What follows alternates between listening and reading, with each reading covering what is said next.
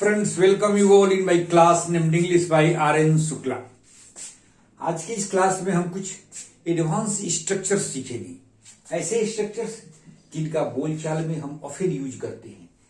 इन structures के words अगर हम न जाने तो कन्वर्सेशन के सिलसिले में बातचीत जब हम इंग्लिश में करते हैं तो ऑफन हम हेजिटेट करते हैं, रुक जाते हैं। ये वर्ड्स अत्यंत ही सिंपल हैं, ऑफन यूज किए जाते हैं, लेकिन जरूरत है इन्हें जानने की और प्रैक्टिस करने की। तो let's start. The first word is at once. At once और एट द सेम टाइम दोनों का मतलब होता है एक ही साथ, एक ही साथ। एट वंस और एट द सेम टाइम कैसे यूज करेंगे इसको? जैसे सपोज कोई डिस्कशन हो रहा है और कई लोग एक ही साथ बोलने लगते हैं, तो we are not able to understand the meaning of anyone। तो हम क्या बोलते हैं वहां पर? हम ये बोलते हैं please do not speak at once, please avoid speaking at the same time.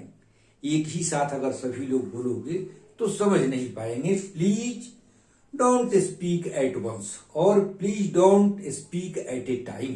तो ये दोनों ही फ्रेज हम यूज कर सकते हैं, एट वंस और एट द सेम टाइम। दोनों का मीनिंग सेम है, ऑफन यूज किया जाता है, लेकिन अगर ये प्रैक्टिस में ना हो तो हमें काफी दिक्कत होती है। We feel hardship in continuing our conversation, so it's practice is very essential to keep on our conversation without any hesitation, at once and at the same time. तो आपने ये समझ लिया कैसे यूज करना है जहां भी ज्यादा लोग एक ही साथ बोलते हैं and we are not able to comprehend or we are not able to take in the meaning of anyone, then we make a comment that please don't speak at once, please don't speak at the same time। तो फिर क्या होता है? दूसरे बार फिर क्या होता है कि भाई जब सभी लोग एक साथ ना बोलो, इसका क्या मतलब है कि सब लोग एक एक करके बोलो। तो उसको क्या कहेंगे? सभी कृपया एक एक कर बोले। तो please speak one by one और one at a time, one at a time. एक ही साथ के लिए हमने क्या लिखा था? एट वंस और at the same time.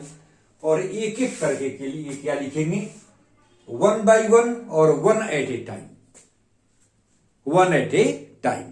Please speak one at a time so that one is able to comprehend, one is able to understand whatever you say। तो ये हो गया। दो चीज मैंने आपको बताया, at once at the same time, और दूसरा एक एक करके और बारी बारी के लिए वन बाई वन और वन एट ए टाइम। और तीसरा है विदाउट एनी रीजन। इसके लिए जैसे हम बोलते हैं कि आप यहां पर क्यों आए हैं, तो कोई कहता है यूं ही आए हैं, कोई कारण नहीं है, विदाउट एनी रीजन। तो इसके लिए हम क्या यूज करते हैं? विदाउट एनी रीजन और for no reason whatsoever, for no reason whatsoever और विदाउट राइम और रीजन। ये तीनों ही फ्रेजेज हम यूज कर सकते हैं। Without any reason, for no reason whatsoever और विदाउट राइम और रीजन। और ये भी यूज कर सकते हैं without any purpose. What have you come here?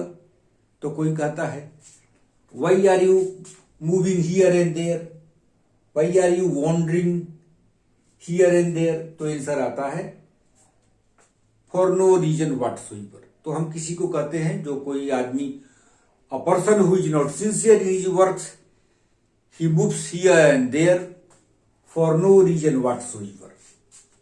यूं ही घूमते रहता है। तो यूं ही अगर हमको कहना है कि वह यूं ही बिना किसी उद्देश्य के इधर उधर घूमते रहता है और वो बिना किसी कारण से बोलते रहता है, तो क्या लिखते हैं कि he keeps on talking without any reason. और इसको ये भी कह सकते हैं कि the office peon was turned out without any reason. The servant of the house was turned out for no reason whatsoever. तो इसका यूज ये करते हैं। अब हम एक दूसरा वर्ड सीखेंगे।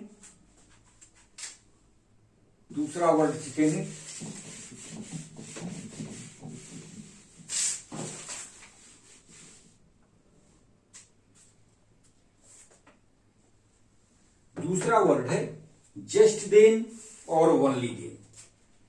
जस्ट देन और ओनली देन कैसे यूज करते हैं? जस्ट देन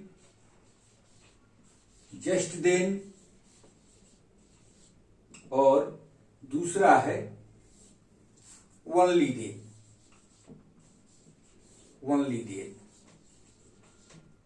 दोनों का मीनिंग तभी है, जैसे हिंदी में हम बोलते हैं कि तभी ट्रेन आ गई, मैं स्टेशन पर पहुंचा तभी ट्रेन आ गई। तो ये तभी क्या है? दोनों का मीनिंग तो तभी है, लेकिन इस तभी में और उस तभी में अंतर है। ये तभी जो है ओनली देन, दोनों के यूज में अंतर है।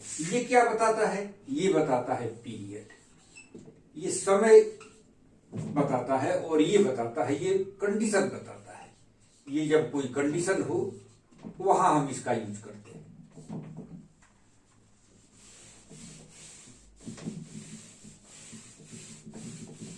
जस्ट देन क्या का यूज हम कैसे करेंगे? Just then the train arrived, as soon as I reach the station the train started, तभी ट्रेन खुल गई। तो ये हम पीरियड में हम जस्ट देन का प्रयोग करते हैं। और ओनली देन का प्रयोग कहां करते हैं? ओनली देन का प्रयोग करते हैं जैसे जब आप अच्छे ढंग से काम करोगे तभी प्रमोशन पाओगे। If you work sincerely, if you are punctual and sincere in your duties, only then you will get promotion. If you labour hard, you will get success. Only then you will get success. तो ऐसे condition में हम only then का प्रयोग करते हैं। तो friends, आज मैंने आपको कुछ ऐसे वर्ड्स बताए जिनका कॉन्वर्सेशन में ऑफन यूज किया जाता है। जरूरत है हमें प्रैक्टिस करने की। एक बार फिर दोहरा लेते हैं कौन कौन सा वर्ड मैंने बताया। हमने बताया था पहले एट वंस और वन और एट द सेम टाइम, मतलब एक ही साथ। एट वंस और एट द सेम टाइम। फिर एक एक करके कहना होगा तो वन बाई वन और वन एट ए टाइम। फिर विदाउट एनी रीजन और फॉर नो रीजन व्हाटसोएवर। और तब फिर दूसरा हमने बताया जस्ट देन और ओनली देन का प्रयोग। जस्ट देन का प्रयोग कैसे करते हैं? As soon as I reach the station just then the train arrived. और if you labour hard only then I will help you. अगर आप कड़ी मेहनत करेंगे तभी मैं आपको मदद करूंगा, तभी मैं आपकी मदद करूंगा। If you labour hard only then I will और आई शैल हेल्प यू। और एक दूसरा वर्ड है, जैसे एक हम हिंदी में यूज करते हैं यूं भी। इसके लिए क्या है, या जैसे हम यूज करते हैं दूसरे शब्दों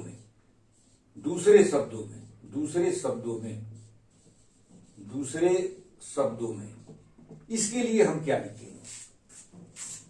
जैसे हम कहते हैं कि वह बहुत ईमानदार नहीं है। दूसरे शब्दों में वह बेईमान है। वह बहुत ईमानदार नहीं है, दूसरे शब्दों में, या यूं भी वह बेईमान है। तो क्या यूज करते हैं? ही is not thoroughly honest, in other words he is dishonest. In other words, तो इसको हमको याद रखना है। इन अदर वर्ड्स, दूसरे शब्दों में, या यूं भी,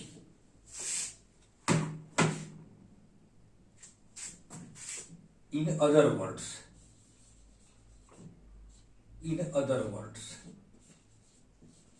हम कहते हैं कि वह पूरी तरह से बेईमान नहीं है, वह पूरी तरह से ईमानदार नहीं है। यूं भी कह सकते हैं कि वह बेईमान है। He is not honest thoroughly, यूं भी कह सकते हैं कि वह बेईमान है। इन other words, he is dishonest, वह पूरी तरह सन्यासी नहीं है, वह पूरी तरह सन्यासी नहीं है। यूं भी कह सकते हैं कि वह एक व्यापारी है। He is not a saint thoroughly, in other words, he is a trader. दूसरे शब्दों में वह व्यापारी है। तो ऐसे यूज, इन शब्दों का भी हम यूज ऐसे कर सकते हैं। So friends, I hope and request you and expect you to practice these words as much as is possible. These words will help you a lot to remove your hesitation in conversation. Thank you very much. Again, request you to like and subscribe my channel. Thank you very much.